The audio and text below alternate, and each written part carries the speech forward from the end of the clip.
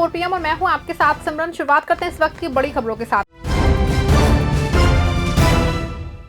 उत्तर प्रदेश के उप मुख्यमंत्री केशव प्रसाद मौर्य ने प्रधानमंत्री नरेंद्र मोदी के 12 वर्षों के कार्यकाल को ऐतिहासिक बताते हुए विपक्षी दलों पर जम के निशाना साधा। उन्होंने कहा कि मोदी सरकार ने विकास, राष्ट्र गौरव और गरीब कल्याण के क्षेत्र में अभूतपूर्व कार्य किया है। साथ ही राम मंदिर में चंदा चोरी के आरोपों पर उन्होंने सख्त कार्रवाई का भरोसा दिया है। कानपुर पहुंचे डिप्टी सीएम केशव प्रसाद मौर्य ने कहा कि प्रधानमंत्री नरेंद्र मोदी के नेतृत्व में देश ने विकास और आत्मनिर्भरता की नई ऊंचाइयों को छुआ है। उन्होंने राम मंदिर निर्माण, धारा 370 हटाने और गरीब कल्याण योजनाओं को सरकार की बड़ी उपलब्धियां बताया। वहीं राम मंदिर में चंदा चोरी के आरोपों पे उन्होंने कहा कि मामले की निष्पक्ष जांच हो रही है और जो भी दोषी पाया जाएगा उस पे हनुमान जी की गदा चलेगी। उन्होंने दावा किया है कि भाजपा पूरी तरह एकजुट है और विकसित भारत के लक्ष्य को लेकर आगे बढ़ रही है।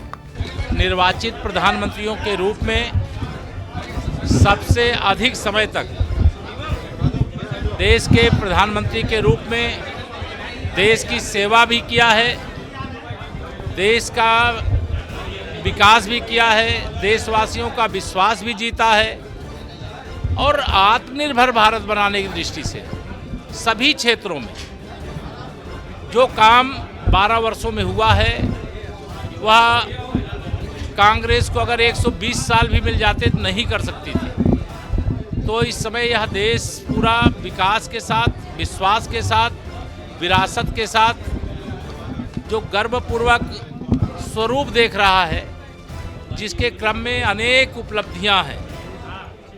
अगर हम देश को आर्थिक रूप से समृद्धशाली बना रहे हैं, अयोध्या में रामलला के जन्मस्थान पर भव्य मंदिर बनाने का काम हो गया है, जम्मू कश्मीर से 370 का अंत हो गया है और गरीब कल्याण के लिए दुनिया का कोई नेता इतना काम नहीं किया जितना माननीय प्रधानमंत्री श्री नरेंद्र मोदी जी के नेतृत्व की सरकार के द्वारा किया गया। मिर्जापुर के लालगंज थाना क्षेत्र में एक विवाहिता का शव घर के अंदर फंदे से लटकता मिलने से सनसनी फैल गई। घटना की जानकारी मिलते ही परिवार में कोहराम मच गया। सूचना पर पहुंची पुलिस ने शव को कब्जे में लेकर पोस्टमार्टम के लिए भेज दिया है। लालगंज थाना क्षेत्र के महुलार गांव के निवासी 12 वर्षीय पूनम का शव घर के अंदर खपरैल के बडेर में साड़ी के सहारे लटका मिला। पूनम की शादी तकरीबन 1.5 वर्ष पहले हुई थी और वो अपने पति और सास के साथ रहती थी। घटना की सूचना मिलते ही मायके पक्ष के लोग भी मौके पे पहुंच गए हैं। पुलिस ने शव को कब्जे में लेकर पोस्टमार्टम के लिए भेज दिया है। पुलिस का कहना है पोस्टमार्टम रिपोर्ट के आने के बाद मौत के कारणों की स्पष्ट जानकारी हो सकेगी। लखीमपुर खीरी में परिवहन विभाग ने सघन चेकिंग अभियान चला के बड़ी कार्रवाई की है। ARTO प्रवर्तन के नेतृत्व में की गई जांच के दौरान नियमों का उल्लंघन करने वाले कई वाहनों पर कार्रवाई की गई, जिसमें वाहन चालकों में हड़कंप मच गया है। ARTO प्रवर्तन शांति भूषण पांडे के नेतृत्व में चलाए गए अभियान के दौरान अन्य राज्यों से सवारियां लेकर के संचालित हो रही 3 स्लीपर बसों में अनियमितताएं मिलने पे उन्हें बंद कर दिया गया है, जबकि 5 अन्य बसों का चालान किया गया है। वहीं खनन विभाग के साथ संयुक्त कार्रवाई में अवैध रूप से मिट्टी का परिवहन कर रहे 3 ट्रैक्टर ट्रॉली भी बंद कर दिए गए हैं। इसके अलावा परिवहन नियमों के उल्लंघन के मामले में 5 अन्य वाहनों को सीज किया गया है। बदायूं पुलिस ने भैंस चोरी की घटना का खुलासा करते हुए एक आरोपी को मुठभेड़ के बाद गिरफ्तार कर लिया है। आरोपी ने पुलिस पे फायरिंग करके भागने की कोशिश की, लेकिन जवाबी कार्रवाई में घायल होकर पकड़ा गया। दातागंज थाना क्षेत्र में 13 और 14 जून की रात हुई भैंस चोरी की वारदात के खुलासे के लिए पुलिस लगातार प्रयास कर रही थी। मुखबिर की सूचना पर पुलिस ने आरोपी की घेराबंदी करके उसने पुलिस टीम पे फायरिंग शुरू कर दी। जवाबी कार्रवाई में आरोपी घायल हो गया, जिसके बाद उसे गिरफ्तार कर लिया गया। बदायूं के उसावा क्षेत्र में एक युवती द्वारा धर्म परिवर्तन के बाद हिंदू रीति रिवाज से विवाह करने का मामला चर्चा का विषय बन गया है। खाटू श्याम मंदिर में आयोजित इस विवाह की तस्वीरें और वीडियो काफी वायरल हो रहे हैं सोशल मीडिया पे। जानकारी के अनुसार अकबरपुर स्थित खाटू श्याम मंदिर में हीरा नाचमी ने सनातन धर्म अपनाने के बाद अपना नाम हिमांशी रखा और वैदिक मंत्रोच्चारण के बीच विवाह संपन्न किया। विवाह समारोह में स्थानीय लोगों के साथ सामाजिक और धार्मिक संगठनों के सदस्य भी मौजूद रहे। दूल्हा दुल्हन ने अग्नि को साक्षी मान के साथ फेरे लिए और साथ निभाने का संकल्प लिया। सीतापुर में जिलाधिकारी डॉक्टर राजा गणपति आर ने मोहली क्षेत्र के उर्वरक केंद्रों का औचक निरीक्षण करके खाद वितरण व्यवस्था का जायजा लिया। निरीक्षण के दौरान उर्वरकों के स्टॉक अभिलेखों और किसानों को वितरण की प्रक्रिया की जांच की गई। डीएम ने रिझाही स्थित कृषक सेवा केंद्र और चमारबाग स्थित agri junction one stop shop का निरीक्षण किया। इस दौरान यूरिया, डीएपी और एनपीके उर्वरकों के स्टाफ का भौतिक सत्यापन कराया गया, जो अभिलेखों के अनुरूप पाया गया। जिलाधिकारी ने एक किसान से फोन पर बात करके खाद वितरण की जानकारी जानकारी मिली, जिसमें निर्धारित दर पे उर्वरक मिलने की पुष्टि हुई है। डीएम ने निर्देश दिया है कि किसानों को किसान आईडी के आधार पर ही खाद वितरित किए जाए। खाद की दर, अनुदान और उपलब्ध स्टॉक का विवरण बोर्ड पर प्रदर्शित किया जाए और प्रत्येक किसान को कैश रसीद उपलब्ध कराई जाए। सीतापुर के महमूदाबाद तहसील क्षेत्र से एक हैरान करने वाला मामला सामने आया है, जहां एक किसान ने आरोप लगाया है कि उसे राजस्व अभिलेखों में मृत दिखा के उसकी पैतृक जमीन दूसरे लोगों के नाम दर्ज कर दी गई है। परेशान किसान ने जब जिलाधिकारी से न्याय की गुहार लगाई है।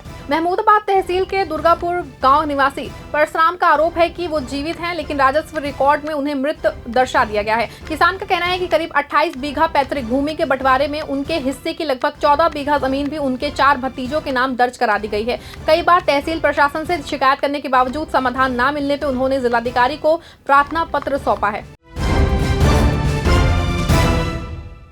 मिर्जापुर के मड़िहान क्षेत्र में जंगल के अंदर एक अज्ञात महिला का शव मिलने से सनसनी फैल गई। सूचना मिलते ही पुलिस मौके पर पहुंची और शव को कब्जे में लेके जांच शुरू कर दी है। मौत के कारणों की जांच की जा रही है। मड़िहान के संत नगर थाना क्षेत्र के लेदुकी मछहवा गांव स्थित जंगल में बुधवार सुबह करीब 25 वर्षीय अज्ञात महिला का शव मिलने से हड़कंप मच गया। ग्रामीणों ने सुबह जंगल की ओर जाते समय शव देखा और पुलिस को सूचना दी। मौके पर पहुंची पुलिस ने घटनास्थल का निरीक्षण करके शव को कब्जे में ले लिया है। फिलहाल मृतका की पहचान नहीं हो सकी है। पुलिस आसपास के क्षेत्रों में जानकारी जुटा के पहचान कराने का प्रयास कर रही है। महिला की मौत किन परिस्थितियों में हुई, इसका खुलासा पोस्टमार्टम रिपोर्ट के आने के बाद किया जाएगा।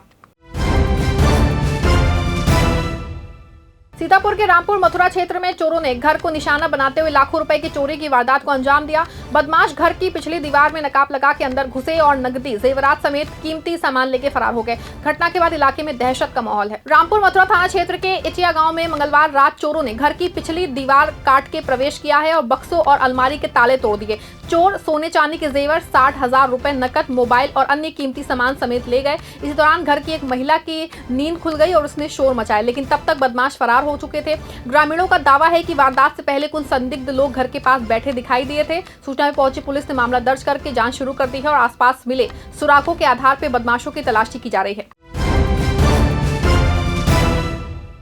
बांदा के नरैनी क्षेत्र में किसानों ने अवैध खनन के खिलाफ मोर्चा खोल दिया है। ग्रामीणों ने जिलाधिकारी को शिकायत पत्र देकर गांव में चल रहे कथित अवैध खनन को तत्काल बंद कराने और जिम्मेदार लोगों पे कार्रवाई की मांग की है। नरैनी थाना क्षेत्र की करतल चौकी अंतर्गत बिलहड़का गांव के किसानों का आरोप है कि पिछले 6 माह से ट्रैक्टरों और पोकलैंड मशीनों के जरिए अवैध खनन किया जा रहा है। ग्रामीणों का कहना है कि कई बार शिकायत करने के बावजूद कोई प्रभावी कार्रवाई नहीं हुई। किसानों के मुताबिक खनन से उनकी कृषि भूमि प्रभावित हो रही है और खेत बंजर होने की कगार पे पहुंच गए हैं। साथ ही शिकायत करते पे धमकियां मिलने का भी आरोप लगाया गया है। ग्रामीणों ने जिलाधिकारी से मामले की जाँच करके अवैध खनन पर रोक लगाने और दोषियों के खिलाफ कड़ी कार्रवाई की मांग की है।